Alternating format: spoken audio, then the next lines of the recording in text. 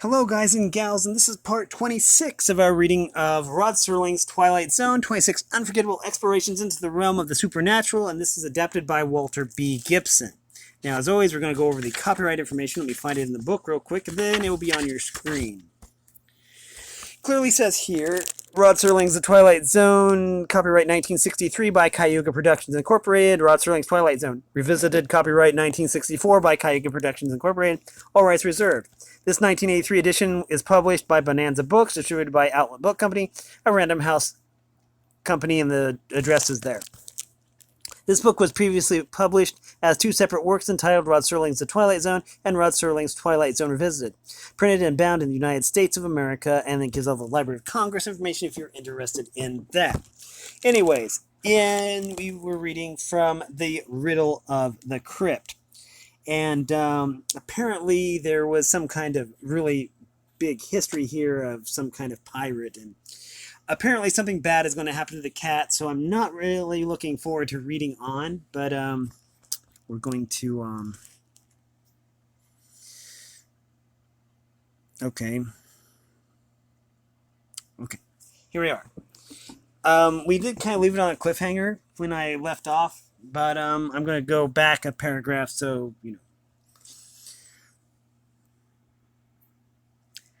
Okay, we'll be reading The Riddle of the Crypt. That quip silenced Cappy.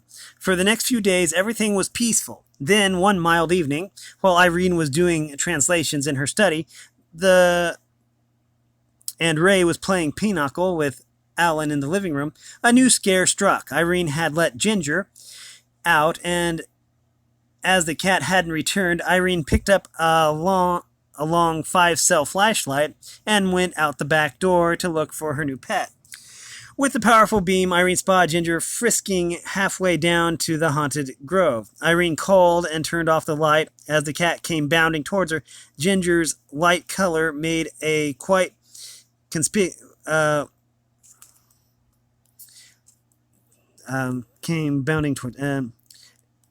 Ginger's light color made her quite conspicuous in the moonlight that filtered through a film of wispy clouds.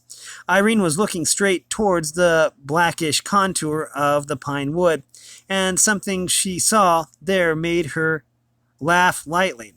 Then suddenly her throat closed up and she froze all over.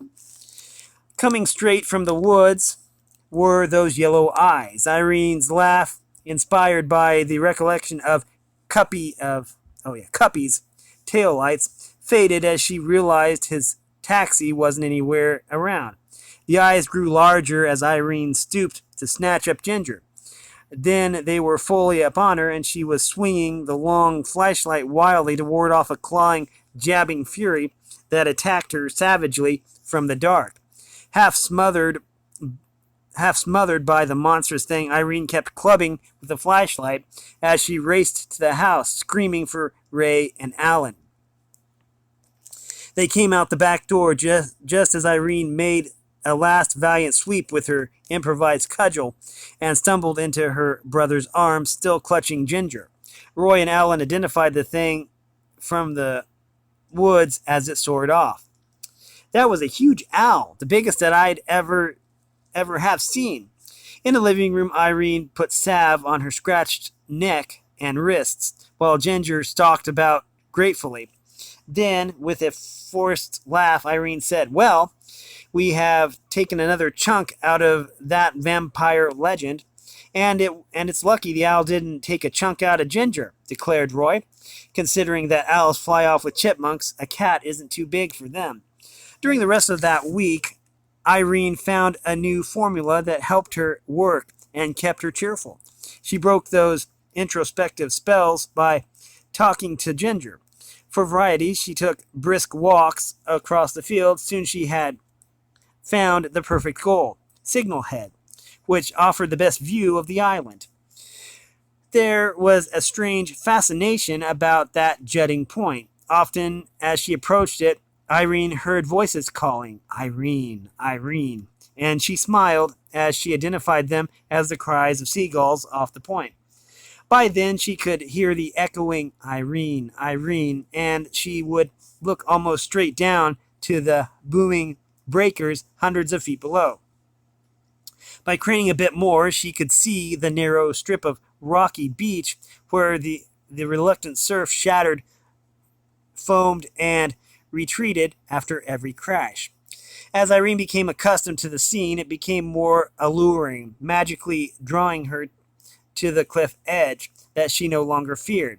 Then one day, as she was staring downward, the whole world seemed to fade except for that captivating tumult far below. Eyes half closed, Irene felt herself swaying forward, forward, forward, until a voice spoke from behind her. "You would be safer back here a little way."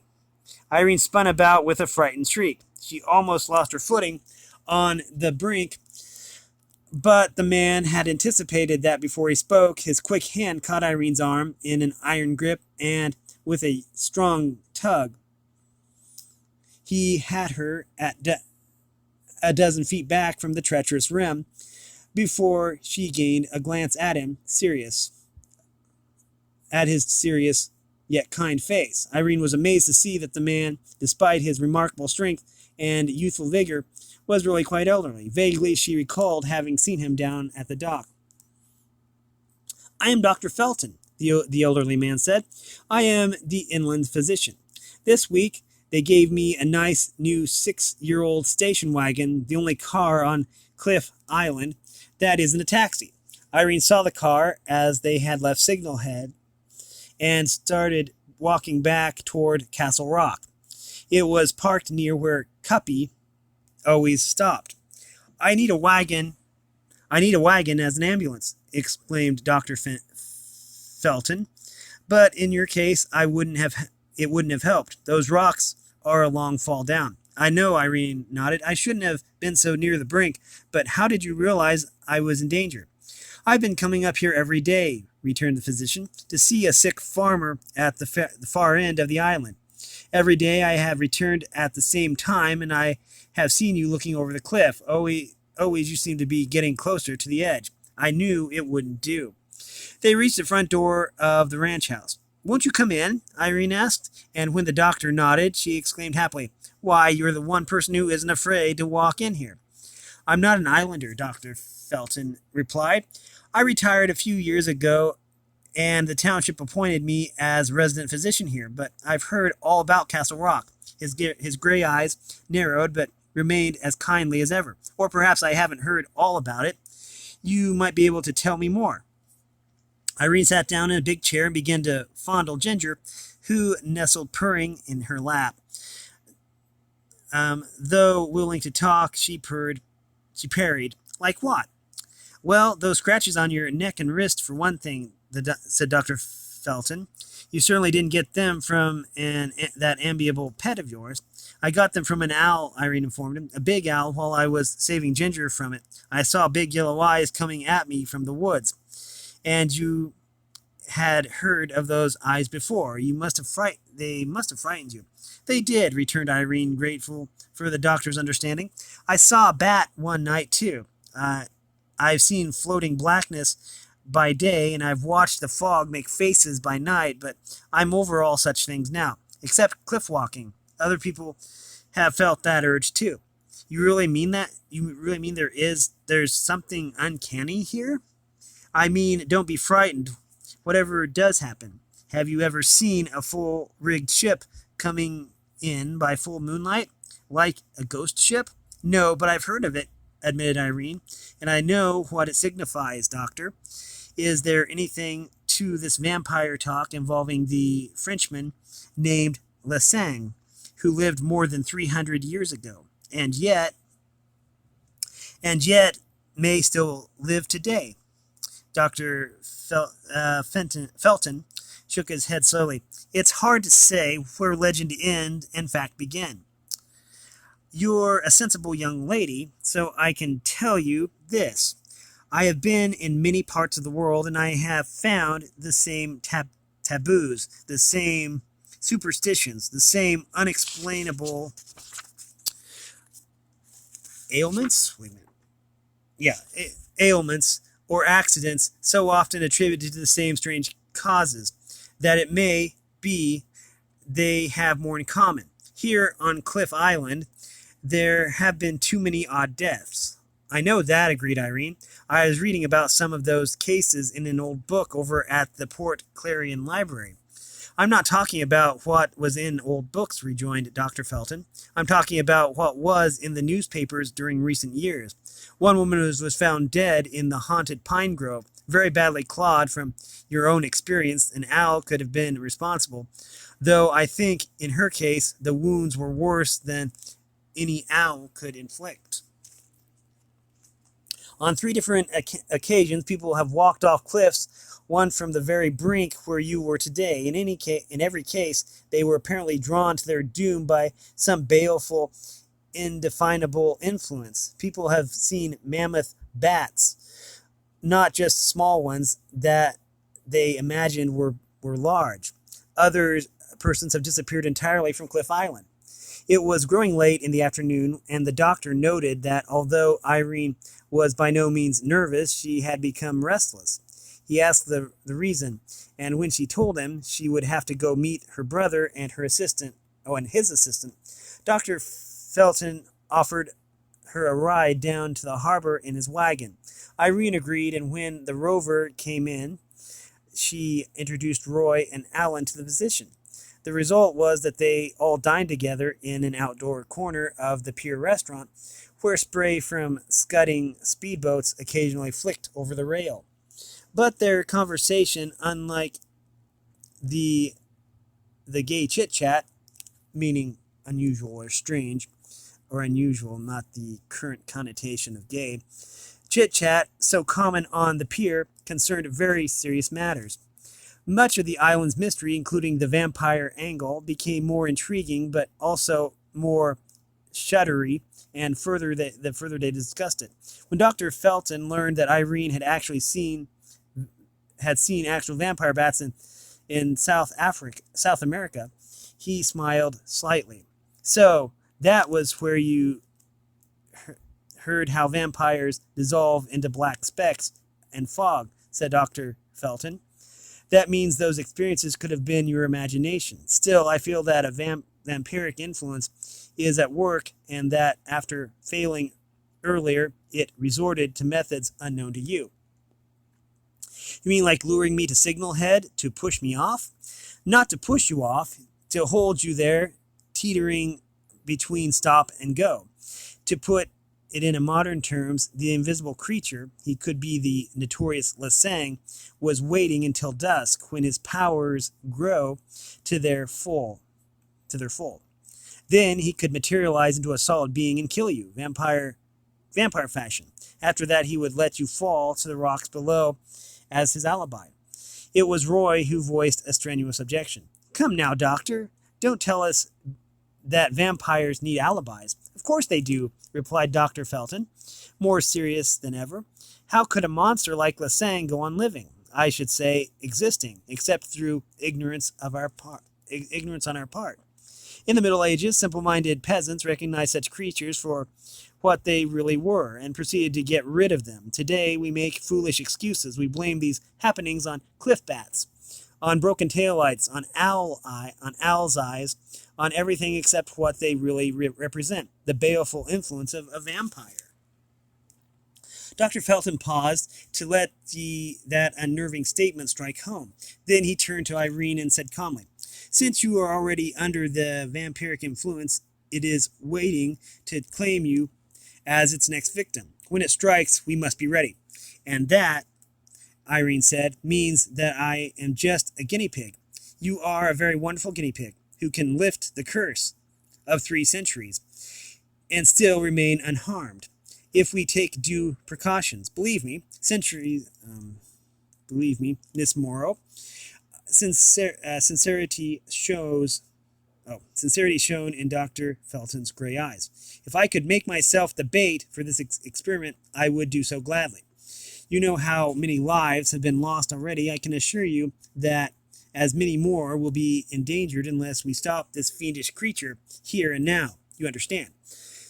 I understand if this influence is working on me, as you say, I should be the one most interested in seeing it settled forever. But must I first see that ship come in? It would be helpful, stated Dr. Felton with a nod. Real or imaginary, it would show that you are conditioned to become the vampire's prey. Roy and Alan stayed close to Castle Rock from that evening on.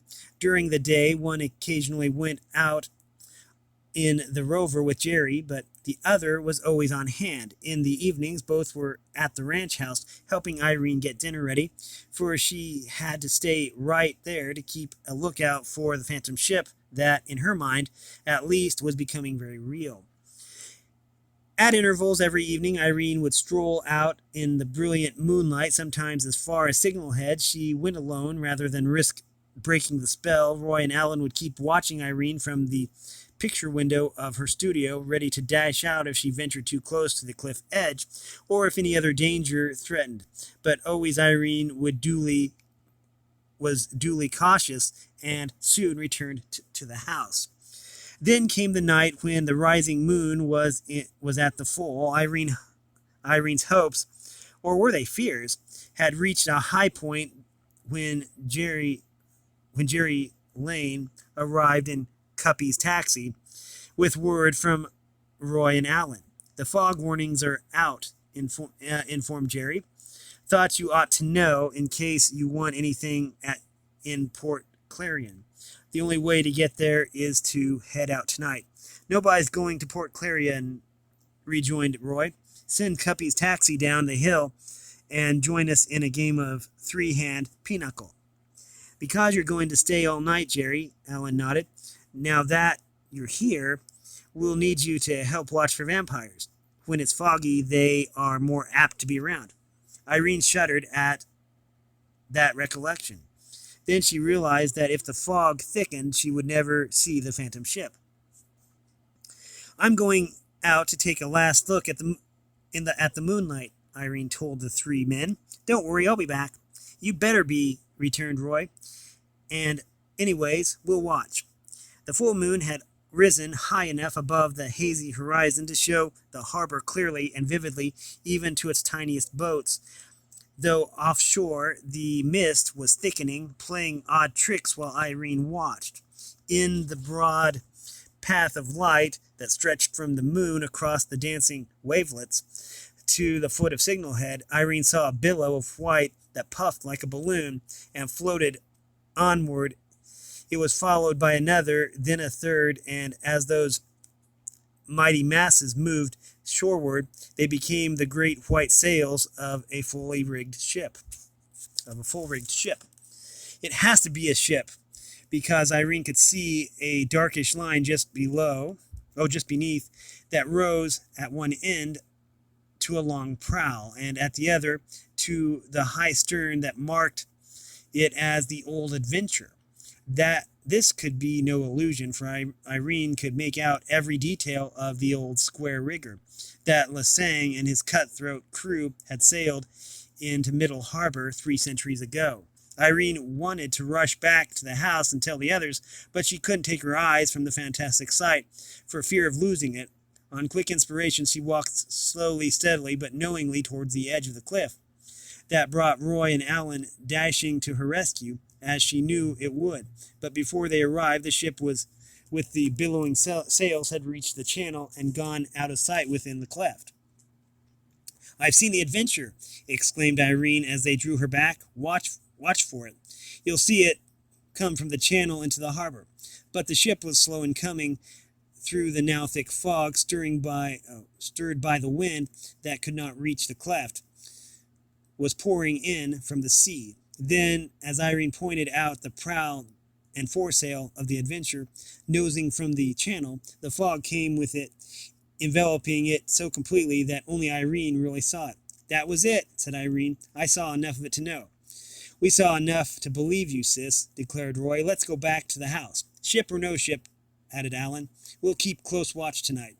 Half an hour later, Dr. Felton drove up in his station wagon and stopped at the ranch house. He was enthusiastic when Irene told him that she was sure that she had sighted the phantom ship, and he was pleased because there was now 3 men on watch in the house. "I'm going on over to see my patient," stated the doctor as he was leaving. "I won't need to stop on the way back. You have everything under control." After another hour, Irene went to the studio and tried to rest. She kept awakening fitfully, and each time a glance at the big picture window showed that the moonlight was still clear, though fog was slowly working up over the edge of the cliff. For the dozenth time, she studied the side window and saw that its metal casements were firmly latched. Except for just a touch of fog, everything was so clearly defined as if by daylight, except that the scene was colorless. The pine boughs were one massive black blot, though Irene could make out the tree trunks beneath them, as straight as penciled lines. To the right, the rocky ground was tinted a splendid silver by the moonlight that applied particularly to a pile of stones forming the misshapen mound, which one legend claimed to be the remains of a tower built by roving Vikings on early visits to America.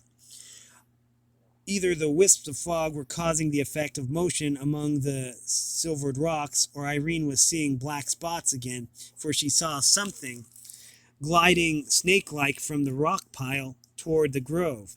Then she was studying the blackened trees again, and under the moonlight's bewitchment, the world about Irene seemed to fade as she was fascinated by the sight of gleaming yellow eyes emerging from the darkness. They were glowing, those eyes moving upward, hovering above the level of the trees. Then Irene was horrified to see that the eyes belonged to a mammoth creature with outspread arms, bat-like in its shape, but human in its action. For instead of flying, it was approaching in a series of long bounds until it was at the window filling it. Then Irene's hands were on the sill, and she was staring through the pane, not only eye to eye, but face to face with the monster from the dark. It was a man's face, tawny, shriveled, like the shell of a dried coconut, with long, jagged yellow teeth showing from a lipless mouth beneath a snout-like nose. Its hands were beside its face, scratching at the window panes with fingers that resembled claws, yet which, like the face, were of man-sized proportion. Frozen by the leering visage, Irene could neither move nor even think. She was like a terrified bird transfixed by a serpent's gaze, for at this close range the yellow fiery eyes were more fearful than anything that Irene could have imagined in her worst or wildest dreams. The tightly clamped window was her one guarantee of safety, but as Irene watched, it began to yield. Those clawish fingers were working like knife points between the sections of the metal frames. First the long nails, then the thin fingertips, then the leathery hands gained a powerful grip. The lipless mouth leered more viciously as tinkles of breaking glass told that the panes were falling from the yielding metal, which was twisted like mere cardboard. Now the windows were gone, and the ghoulish creature was doubling up, edging its head, arms, and legs in through the gap. More overpowering than the sight was the moldy odor of decay, and that permeated the room with a stifling pungency, choking Irene as she tried voicelessly to scream. Then the thing was upon her, those claw hands at her neck, the fanged teeth wide, as though to deliver a ferocious bite.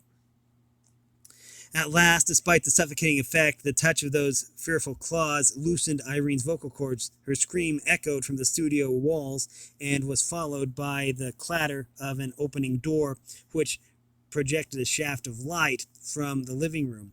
Roy's face appeared there, and then Alan's, with Jerry's behind them. They saw the studio bathed in the moonlight from the picture window, with Irene in its midst, struggling with an unidentified mass that identified itself when she tried to twist away.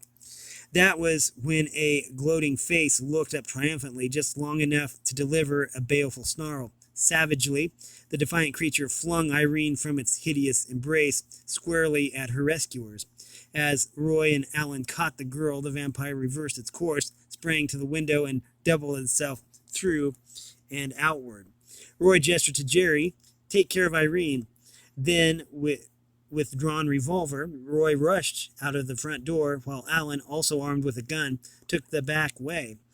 They saw the monster plop from the side window, spread its wing-like arms, and take off with long zigzag bounds toward the woods. They